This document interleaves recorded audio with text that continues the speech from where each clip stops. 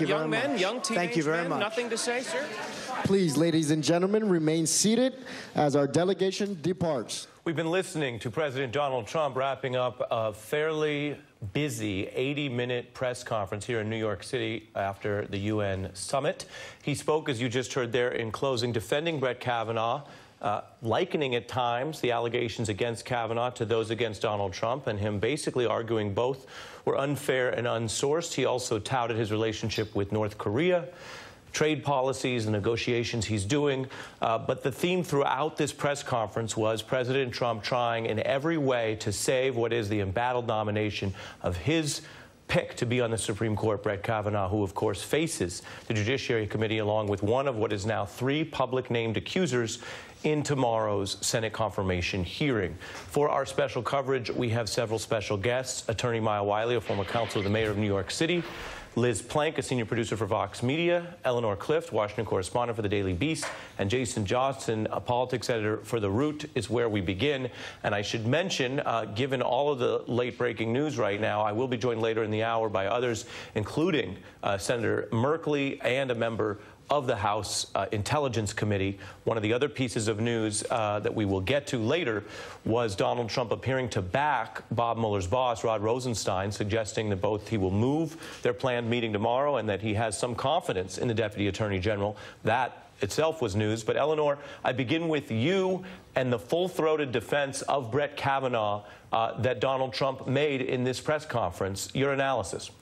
Well, I don't know why we should be surprised. We're listening to a man who was caught boasting about sexual assault on tape. He didn't have just 4 women come forward. He had 19 women coming forward. And he's now asserting that none of this happened. Do I believe him? No. And the fact that he's going to back Mr. Kavanaugh, I think, is part of the way he treats these kinds of allegations. He's dismissing the women's comments as a con job, and he is treating it as though they should not be taken seriously, although he did back off when pressed a little bit, and I think he left a little wiggle room with his famous "we'll see what happens." We'll have to hear what she has to say. Well, Eleanor, you raised that. Let me get, again, from you. Let me play that for you and for viewers, and this is a brief bite, but it was a different emphasis from Donald Trump than we've heard otherwise, where he talked about the notion that tomorrow's testimony could potentially change his mind. Take a look. I'll say, hey, I'm changing my mind. That is possible. We want to give them a chance to speak. You think all 3 and they're should have given. the chance? All 3 should have the chance? Well, whoever is given a chance. We've delayed it a long time, but they're going to have a big shot at speaking and making their case. And you know what? I could be persuaded also. Is he lying there, Eleanor, or what do you think he's doing? I think he is going to wait and see how it plays. I think everybody involved in this drama, after they watch these 2 testimonies unfold tomorrow, is going to be asking themselves, how does this affect me and my political future? And first to think that way is this president. And if this looks like some of the Republicans are going to back off, they can only lose one Republican. And there are at least 10 who are getting weak knees about this. And so I think if he sees that this is going down, he will quickly move to pull the plug. And I think it is possible. And Judge Kavanaugh's credibility was an issue even before these allegations surfaced. And this argument has moved way beyond what happened on that particular night. But it has moved to where Judge Kavanaugh is claiming a background that doesn't match with the heavy drinking, partying atmosphere that his colleagues at high school and in college describe. And he's trying to divert our attention by saying he was a virgin and didn't engage in sexual intercourse for many years after it. That's not an issue. That's more than we need to know, frankly. You're talking about a sort of a TMI defense. Yeah, yeah, right. yeah. But, let's see how he handles it tomorrow. I do think that this confirmation is in jeopardy, and it has a lot to do with how these 2 people perform tomorrow. And maybe that's appropriate in a presidency that is run like a reality television show. Well, and your analysis may overlap with Donald Trump's there, Maya, because he seemed to be acting today at times in a different and more restrained manner, which may suggest that he also sees the peril and is still trying to pull this over the finish line. The other breaking news that dovetails with what Eleanor is saying is I'm holding in my hands the opening statement of Brett Kavanaugh for tomorrow, which is rather extraordinary, and any other night this would also be the lead story. With regard to his credibility, he says here, I drank beer with my friends on the weekends. Sometimes I had too many. In retrospect, I said and did things in high school that make me cringe now. But that's not why we're here today, that is tomorrow. What I've been accused of is far more serious than juvenile misbehavior. I never did anything remotely resembling what Dr. Ford describes. I have rugs that lie less than Brett Kavanaugh. Because Brett Kavanaugh said on Fox News that he did not drink to excess and did not black out. Now, after that propelled both people in, some of whom, by the way, were his friends who said there should be a full investigation, but also folks who said, wait, I'm a friend of his, Liz Swisher. I knew him in college. He definitely drank to excess. So, you know, and I think as Eleanor pointed out, this isn't the first time he has essentially painted a picture of himself that the facts don't support. And I'm just astounded that we're sitting here having a conversation where we saw the President of the United States talking about himself as a victim and Brett Kavanaugh as a victim when we're talking about essentially a job promotion and whether he gets to be in one of the most powerful positions in the country. And yet there are charges pending over his head that are both significant and go directly to his character, not whether or not he's going to spend time in jail. This is about his character, and he has repeatedly lied. I'll just add one more, because there's a whole list of them, but he got 3 Pinocchios from the Washington Post for denying that he knew that Democratic senators' private communications had been stolen and leaked, and that he had no idea that he had seen them, and the documents simply do not support them. Yeah. I mean, if I was accused of sexual misconduct, the last person I would want to be defending me is a person who's accused of sexual misconduct by 19 women, which is the President of the United States, Donald Trump. Donald Trump has boasted about being a sexual predator. He has admitted that he's a sexual predator. In the Access Hollywood tape, he says how he does it in that tape. He has joked about it on Howard Stern. So at this point, he said he feels like he's living in the Twilight Zone. Judge Kavanaugh said that today. I feel that way when I watch that hour-long press conference. Well, let me take you back into the Twilight Zone, to use that quote from Judge Kavanaugh, and I'm going to play briefly the exact moment you're talking about from moments ago during this 80-minute press conference where Donald Trump talked about those accusations. I was accused by 4 or 5 women who got paid a lot of money. I've had numerous accusations about me. Right. They made false statements about me, knowing they were false. I never met them. I never met these people. Does it affect me in terms of my thinking with respect to Judge Kavanaugh? Absolutely, because I've had it many times. Yeah. So when Donald Trump defends a white man accused of sexual assault, he's defending himself. When he defended Roy Moore, a very credible, who had credible accusations of being a child predator, he was defending himself. When he defended Roger Ailes, when he defended Bill O'Reilly, when he's now defending Judge Kavanaugh, this is what Donald Trump does. Donald Trump, gave us a masterclass in victim blaming when he was dealing with his own accusations, and today he's continuing to give us a very good masterclass in how to utilize rape culture in order to further hurt, harm, and discredit women with real, credible accusations against powerful men. And when you say rape culture, you're referring to a type of playbook that is deployed. Yes. Absolutely. Right. So rape culture is a culture that basically, hinges on the biggest lie that I think has been said over and over again, not just by Donald Trump, but has been repeated by Lindsey Graham and many other high-ranking Republican officials, saying that women and men, everyone who is a survivor of sexual assault or any kind of sexual misconduct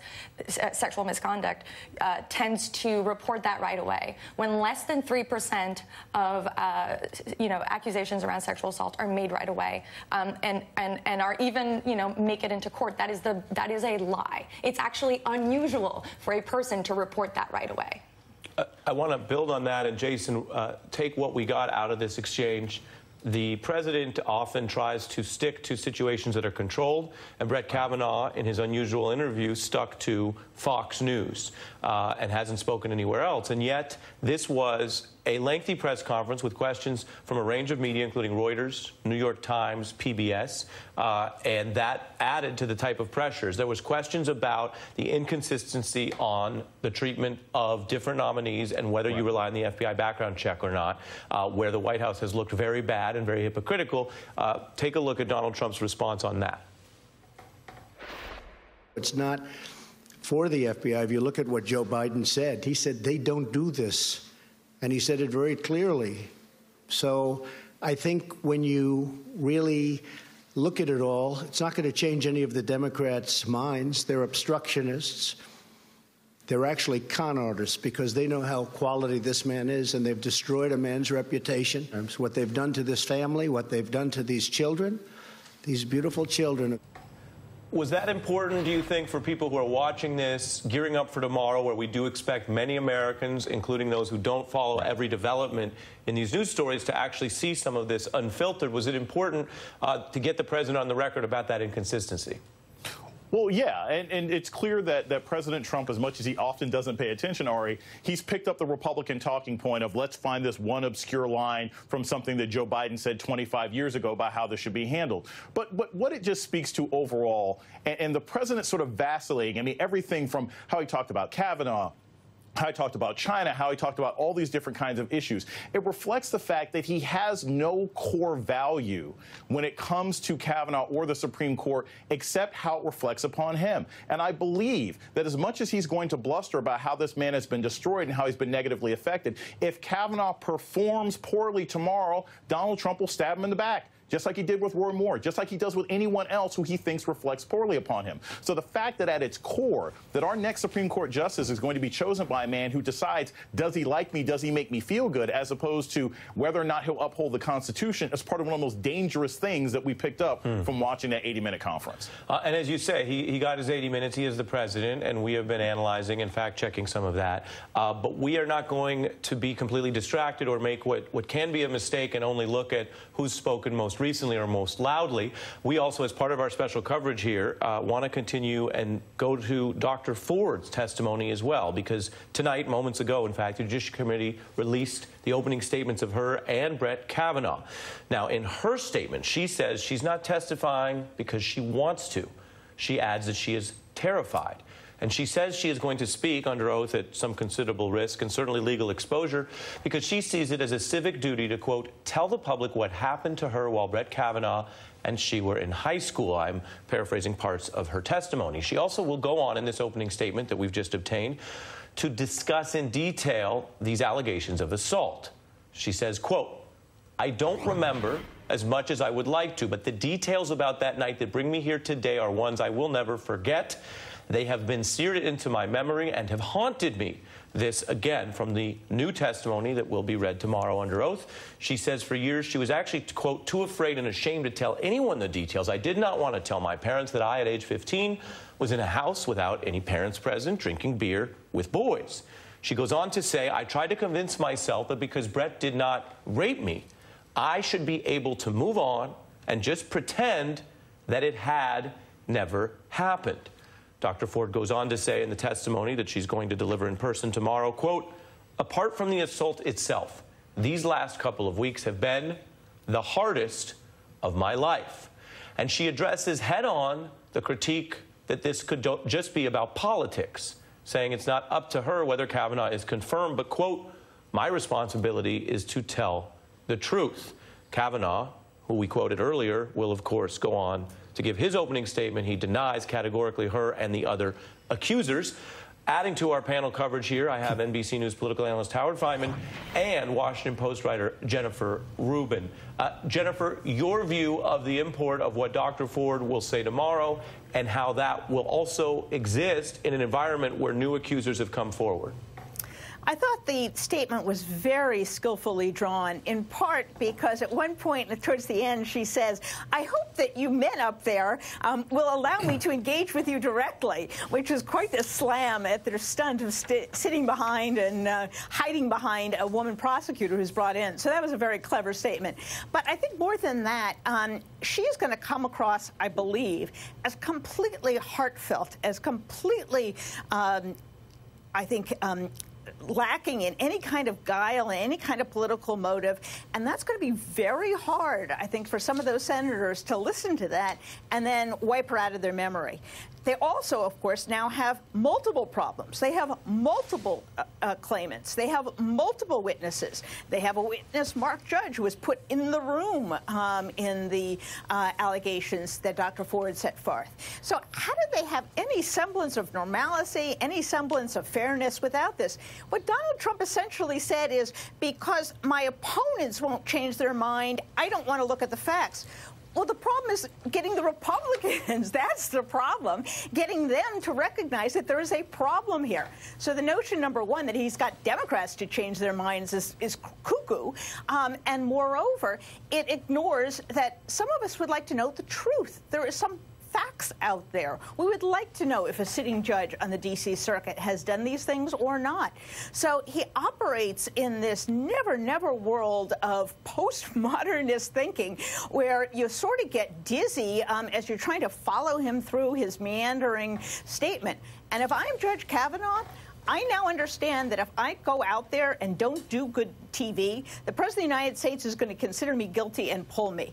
Who in their right mind would go out there? Who in their right mind would go out there knowing that the President of the United States can in an instant say, oh, he was bad on TV, pull him, and then communicate the message to the public that I think he's guilty? Right. That's nuts. I got to think that Judge Kavanaugh is sitting down with his advisors and his family and trying to think this thing through. Well, you mentioned, that was not a helpful message. You mentioned that she, in this new testimony we've just gotten, Dr. Ford, really does put the male Republican senators on blast. This was an issue in the press conference. We are seeing gender being brought up by both sides in all sorts of ways, which is something that in the rules of normal politics or normal workplaces, you generally try to avoid that. Although here, there are many good reasons to be honest and blunt about it.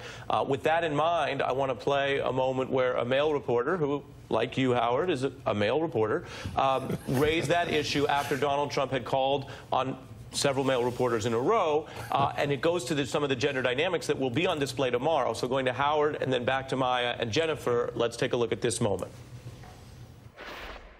If you don't mind, after I'm finished, if Ouija or Hallie or Vivian or one of our female colleagues could go after me, that would be great. Mr. President, just to follow up on these allegations against Brett Kavanaugh. What does he mean by that? Explain. What does that mean? I think it would be great if a female. What does it mean? No, what does it mean? It would be great if a female reporter would ask you a question about this issue.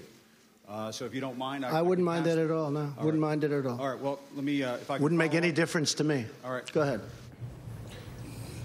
Howard, he says it wouldn't make any difference to him, and one can take him at his word or not, but it clearly made a difference to the men on the Republican side of the committee tomorrow to take this highly unusual step. Well, that was brilliant of you to play that clip because it, in a way, encapsulates the moment that we're at.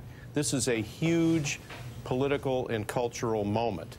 And you're right. In the past, so-called private life was not the main issue.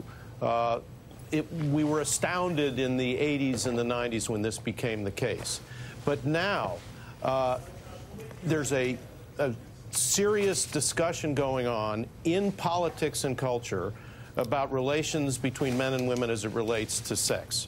And as Liz was saying earlier, the notion that Donald Trump and his people represent sort of a privileged white male culture that thinks it can do whatever it wants is over. And I think Donald Trump misjudged the moment and was probably relying on less than full facts about Brett Kavanaugh. Remember, Neil Gorsuch came out of the same prep school and arguably some of the same culture. None of these questions were asked about Neil culture because evidently there was nothing to ask about. Here, I think if you look at the whole picture, Brett Kavanaugh is a brilliant writer, a skillful political operator within the judicial world, a kind of precinct captain of the Federalist Society. But he's a guy who came out of a culture in college and in high school that bears looking at now as it relates to all the issues of law and jurisprudence and politics related to sex that come into play now. This is not a side issue anymore. This is a central issue. It's central to our politics, and it's not only valid but necessary to look at the lives and values of people who would be on the court in their totality, and that's what Trump missed. And I think there's a vague sense in Donald Trump's mind that he missed the moment here. He missed the essence of it here, which belatedly is coming out now, and I think Donald Trump did absolutely nothing to help Brett Kavanaugh here. He didn't quite throw him under the bus, but he moved him to the curb. Moved him to the curb with an open mind. I'm supposed to go to Oregon Senator Jeff Merkley, but as promised, Maya, briefly, your thoughts as well. It's a question of in the society whether we think women should be safe or not. It's that simple. And the answer is women must be safe, and we're not going to be safe if you put people in power positions who are willing to be sexually abusive, period. Right, which goes to whether those accusations, which are going to be further adjudicated tomorrow, are relevant to the decisions he makes for people, which include women. I want to stay with me, but bring, as I mentioned, U.S. Senator Jeff Merkley, and he's actually filed a new lawsuit today that is trying to get a judge to intervene and at least slow down the Kavanaugh confirmation process until the White House cooperates more. Senator, I'm sure you've seen some of what has come out of this press conference. Do you believe Donald Trump when he says he has an open mind about Brett Kavanaugh as he hears a female accuser, Dr. Ford, tomorrow? And do you think that basically at this point this hearing should proceed this way? No, I do not believe that the president has an open mind. If he had an open mind, he would order the FBI investigation to find out what the real facts are. But he doesn't want the real facts. He's made a decision to try to push this through regardless of the truth. And in regard to the hearing, this hearing really is an outrage. You have 11 Republican men who are bringing in a prosecutor to put Dr. Ford on trial. She is not the person who should be on trial. She should be treated in a dignified, decent manner. Her story should be heard. The committee should press the president for an FBI investigation. They should allow any corroborating individuals that she wants to share their testimony, have them before the committee. This entire hearing tomorrow is a farce. Do you think at this point that it would be inappropriate for the Senate committee or the full Senate to go forward on votes on Judge Kavanaugh until all three accusers have been heard in the formal Senate procedure? It would be absolutely inappropriate before all three have been heard. It's also inappropriate because the president has violated the separation of powers and interfered with the Senate's access to key documents about Kavanaugh's record. And that's what the lawsuit is that I filed today, is to demand the Senate gets the information to be able to do its constitutional responsibility to vet Kavanaugh's record. And finally, sir, when you look at what the male members of the Senate Judiciary Committee on the Republican side are doing, is there any way, in your view, that this process can be improved tomorrow? Do you think this brings some disrepute on the Senate Judiciary Committee? What are we as Americans to take from a process tomorrow where one party's members are going to actually question these individuals and the other party, according to what they've said, are going to basically hand most of that off to another individual, apparently or allegedly based on that person's gender? For them to bring in a prosecutor and treat Dr. Ford as a criminal to be interrogated is so wrong. And the fact that they don't understand that just shows that how misguided they are. I must say they should think about it this way. How would they want their mother, their wife, their sister, or their daughter to be treated if any of those individuals had information to share with the committee? It would not look like what we're going to see tomorrow. Senator Merkley, on a very busy night in advance of these hearings, thank you for coming on The Beat. Thank you for your time. I turn now